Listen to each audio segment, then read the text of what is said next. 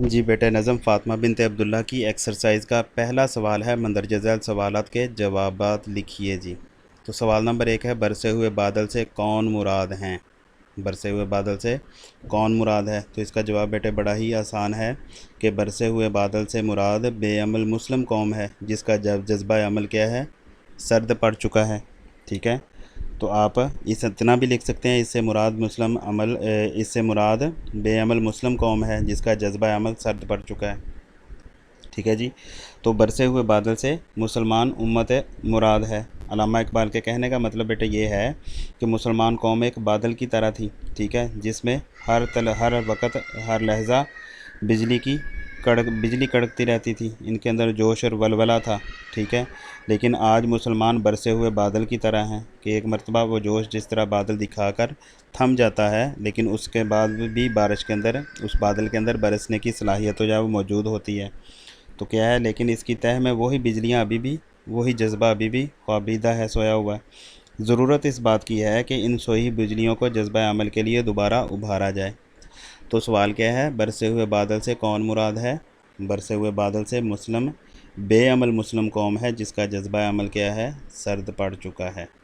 ठीक है जी, इतना बात आप लिख दें कि इससे मुराद बेअमल मुस्लिम कौम है जिसका जज्बा अमल सर्द पड़ चुका है। सवाल नंबर बेटे 2 है, शायर ने नज़म के पहले शेर में मरहूमा को कैसे खिराज तहसीन पेश किया है?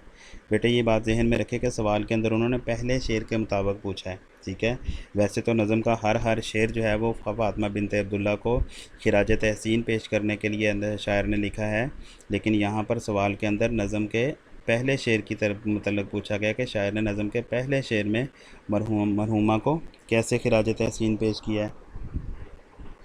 तो आप यूँ लिख सकते हैं कि शायर ने नज़म के पहले शेर में ज़बरदस्त खिराज तहसीन पेश की करते हुए कहा है कि ऐ फ़ातिमा, तूने तू मुस्लिम कौम की आबरू है और तेरा ख़मीर इस मिट्टी से उठा है जिसका ज़र्रा ज़र्रा मासूमियत का क्या है? हामिल है।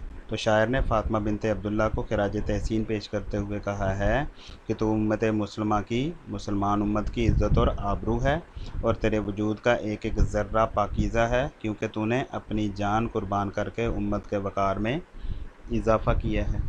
ठीक है जी, आइए अब नज़म के अगले सवाल की तरफ चलते हैं।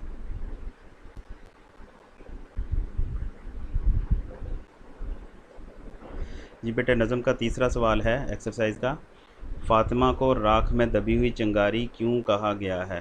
फ़ातिमा को राख में दबी हुई चिंगारी क्यों कहा गया है?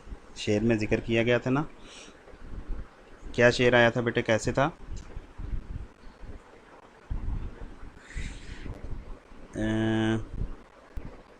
ये कली भी इस गुलिस्तान ख़ज़ा मंज़िर में थी, ऐसी चिंगारी भी यारब अपनी खाकिस्तर में थी। ठीक है, तो फ़ातिमा को राख में दबी हुई चिंगारी कहा गया है। तो फ़ातिमा को राख में दबी हुई चिंगारी क्यों कहा गया है, सवाल ये है। ठीक है, तो इसका जो बेटा जवाब क्या है जी, शायर ने फ़ातिमा को चिंगारी से इसलिए तशबीह दी है, या राख में दबी हुई चिंगारी इसलिए कहा है कि मुसलमानों का जज्बा हुर्रियत जो था, जज्बा अमल जो था, वो राख का ढेर बन चुका था। ऐसे में फ़ातिमा बिनत अब्दुल्ला ने अपनी जान कुर्बान करके मुसलमानों के सोए हुए जज्बे को बेदार किया। बिल्कुल इसी तरह जैसे राख में दबी हुई कोई चिंगारी दोबारा आग जलाने का सबब बन जाती है, इसी तरह फ़ातिमा ने उम्मत मुस्लिमा में आज़ादी की नई रूह फूंक दी। ठीक है जी, ये था बेटे इस शेर का इस सवाल का जवाब। आगे सवाल नंबर है बेटे 4, नज़म में ताज़ा अंजुम के ज़ुहूर का मफ़हूम वाज़े करें। नज़म में ताज़ा अंजुम के ज़ुहूर का मफ़हूम वाज़े करें। ताज़ा अंजुम बेटे नए सितारे की मुराद है, नए सितारे को कहते हैं। ठीक है जी, तो ताज़ा अंजुम इसका जवाब बेटे होगा, इससे मुराद है कि आसमान की फ़िज़ा में नए सितारे तलू होने को हैं, जिनकी चमक दमक से हर सू उजाला हो जाएगा, यानी उम्मत मुस्लिमा की निशात सानिया मुराद ली गई है। उम्मत मुस्लिमा की निशात सानिया मुराद ली गई है। निशात सानिया बेटे किसे कहते हैं? किसी कौम का नए सिरे से दोबारा तरक्की हासिल करना। ठीक है, کسی قوم کا دوبارہ عروج حاصل کرنا، تو اس کو یہاں پر نئے تازہ انجم کا ظہور بھی یہی بھی مراد لیا جا سکتا ہے۔ اسی طرح تازہ انجم کے ظہور سے مراد یہ ہے کہ مسلمان قوم کے تازہ دم لوگ آزادی کی جنگ میں شریک ہو رہے ہیں۔ اس طرح بھی اس کا جواب دیا جا سکتا ہے، لیکن وہ دوسرے والا جواب جو ہے وہ زیادہ مناسب ہے کہ اس سے مراد ہے کہ آسمان کی فضا میں نئے ستارے طلوع ہو رہے ہیں۔ ٹھیک ہے جی، آسمان کی فضا میں نئے ستارے طلوع ہو رہے ہیں جن کی چمک دمک سے ہر سو اجالا ہو جائے گا، یعنی امت مسلمہ کی نشات ثانیہ مراد لی گئی ہے۔ ٹھیک ہے جی، آگے بیٹے آخری سوال ہے، آنکھ کی شبنم افشانی سے کیا مراد ہے؟ آنکھ کی شبنم افشانی سے کیا مراد ہے؟ تو اس کا جواب بیٹے کیا ہے جی؟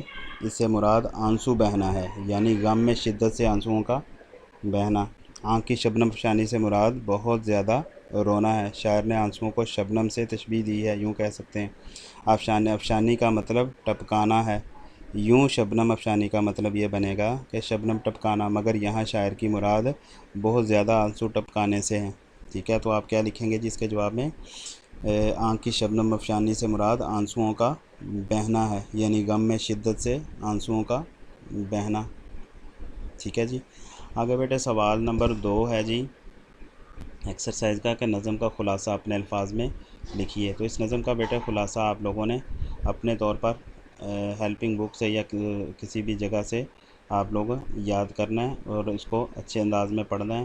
اگرچہ بیٹے یہ سوال جو ہے وہ امتحانی پرچہ میں موجود نہیں ہوتا، لیکن اس کے باوجود آپ لوگ اس کو حل کیا کریں، اس کو پڑھا کریں۔ اس کا فائدہ یہ ہوتا ہے کہ آپ لوگوں کو پوری کی پوری نظم جو ہے وہ بآسانی سمجھ آ جاتی ہے اور آپ کے لیے تشریح آسان ہو جاتی ہے۔ ٹھیک ہے جی، آگے بیٹے سوال نمبر 3 ہے، متن کو ذہن میں رکھ کر درست جواب پر نشان ٹک لگائیے جی۔ تو آگے بیٹے ایم سی کیوز ہیں، ان ایم سی کیوز کو دیکھیے۔ سب سے پہلا ایم سی کیوز ہے، نظم فاطمہ بنت عبداللہ کس شاعر کی تخلیق ہے؟ نظم فاطمہ بنت عبداللہ کس شاعر کی تخلیق ہے؟ علامہ محمد اقبال، حفیظ جالندھری، ظفر علی خان، احسان دانش۔ تو سر بہت ہی آسان جواب ہے جی، اس پہلے آپشن پر ٹک کریں گے، یعنی علامہ محمد اقبال۔ دوسرا ایم سی کیوز ہے بیٹے، یہ نظم کس مجموعہ کلام سے لی گئی ہے؟ بانگ درا، بال جبریل، ضرب کلیم یا ارمغان حجاز؟ تو یہ نظم بیٹے بانگ درا سے لی گئی ہے، فرسٹ آپشن پر آپ لوگ ٹک کریں گے۔ آگے بیٹے ایم سی کیوز نمبر 3 ہے، فاطمہ بوقت شہادت کس فرض کی ادائیگی میں مصروف تھی؟ پانی پلانے میں، مرہم پٹی کرنے میں، مریضوں کی دیکھ بھال کرنے میں یا نماز پڑھنے میں؟ تو اس کا جواب بھی فرسٹ آپشن ہے، پانی پلانے میں۔ ٹھیک ہے جی، آگے بیٹے ایم سی کیوز نمبر ہے جی 4۔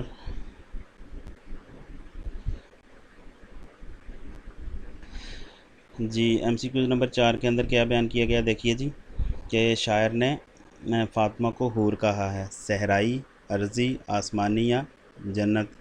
تو اس کا جواب کیا ہے جی؟ صحرائی، فرسٹ آپشن پہ آپ لوگ کی ٹک کریں گے اس کو۔ ٹھیک ہے جی، آگے بیٹے ایم سی کیوز ہے، اپنی خاکستر سے شاعر کی کیا مراد ہے؟ اپنی خاکستر سے شاعر کی کیا مراد ہے؟ تو سرزمین طرابلس مراد ہے، سرزمین پاک و ہند مراد ہے، امت مسلمہ مراد ہے یا سرزمین سیالکوٹ مراد ہے؟ تو تھرڈ آپشن پہ آپ لوگ بیٹے ٹک کریں گے، امت مسلمہ۔ اپنی خاکستر سے شاعر کی مراد امت مسلمہ ہے۔ آگے بیٹے الفاظ کے اعراب ہیں، اور یہ سوال آپ لوگوں کو بیٹے پتہ ہے کہ امتحانی پرچہ میں انتہائی اہم ہے، تو آئیے ان الفاظ کا اعراب دیکھتے ہیں۔ جی بیٹے، تو اعراب کے اندر سب سے پہلا جو لفظ ہے وہ ہے سقائی، سین کے اوپر زبر، کاف پر شد اور زبر، حمزہ کے نیچے زیر اور یہ ساکن، سقائی۔ آگے بیٹے لفظ ہے خاکستر، خے کے اوپر زبر، کاف کے نیچے زیر، سین ساکن، تے پر زبر اور رے کیا ہے ساکن، خاکستر۔ آگے بیٹے لفظ ہے نشاط، نون کے نیچے زیر، شین پر زبر، تویں ساکن۔ آگے بیٹے لفظ ہے جسارت، جیم پر زبر، سین پر زبر، رے پر زبر اور تے ساکن۔ آگے لفظ ہے ذرہ، زال پر زبر، رے پر شد اور زبر، ہے ساکن۔ آگے لفظ ہے تربت، تے پر پیش، رے ساکن، بے پر زبر اور تے بھی ساکن، تربت۔ آخری لفظ ہے بیٹے سپر، سین کے نیچے زیر، پے پر زبر اور رے کیا ہے ساکن، سپر۔ ایکسرسائز کا بیٹے سوال نمبر ہے جی 5، دیدہ انسان سے شاعر کی کیا مراد ہے؟ تو بڑا آسان جواب ہے بیٹے اس کا، دیدہ انسان سے شاعر کی مراد انسانی شعور اور بصیرت ہے۔ ٹھیک ہے جی، آگے بیٹے سوال نمبر 6 ہے جی، نظم کا متن ذہن میں رکھ کر مصرعے مکمل کریں۔ مصرعے بیٹے آپ لوگ آسانی مکمل کر لیں گے۔ اپنا خیال رکھیے۔ السلام علیکم ورحمۃ اللہ وبرکاتہ۔